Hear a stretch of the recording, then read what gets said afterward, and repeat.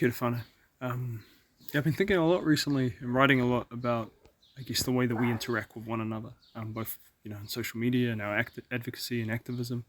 Um, and I guess one of the things that I feel is really important is when we're having really important, difficult conversations, that we learn to not just get our own ideas across, but to listen to one another.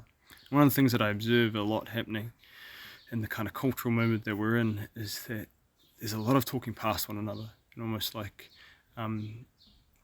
we've become so distant from each other that we can't actually even understand where another person's coming from, if they're coming from, I guess, a different sort of political sphere, different context from us.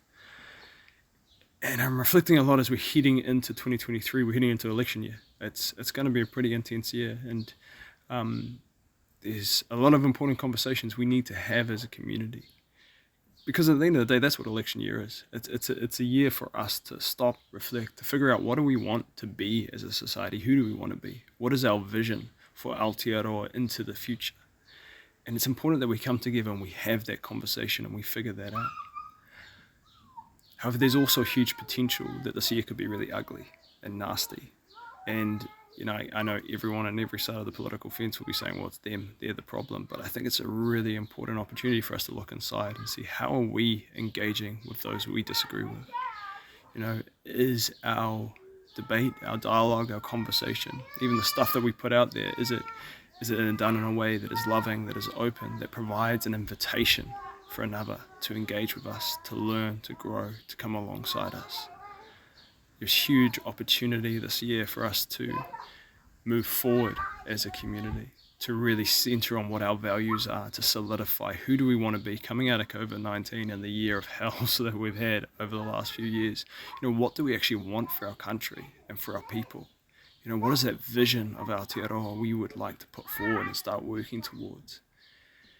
And it's an opportunity for us to really draw in on what unites us. Hopes for our whānau, for our communities, to building a society where people are loved and cared for and have the basics that they need. I think these are things that a lot of us want. But how do we actually come together and center on those rather than focusing on the division and focusing on those things that separate us? All of us, I think, have a role to play in how we have these conversations and how we engage with one another.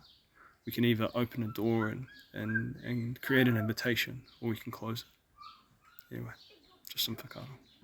Ka kite.